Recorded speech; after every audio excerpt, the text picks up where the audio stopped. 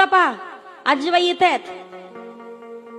आज प्रत्येक सण एकत्रित साजरे केले जायचे, प्रत्येक गोष्टी एकमेकाला विचारल्या जायच्या, रोज संध्याकाळच्या वेळेला एकत्रित बसून जेवण केलं जायचं.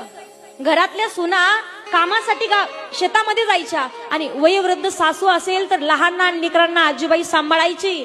आजीबाई स्वतःचे अनुभव त्या लेकराला सांगायची, म्हणून ते लेकर कधी वाईट मार्गाला जात नव्हते. काळ होता, दिवाळी साजरी केली जायची पण सगळे पाहुणे एकत्रित यायचे. आता कुठली दिवाळी राहिली?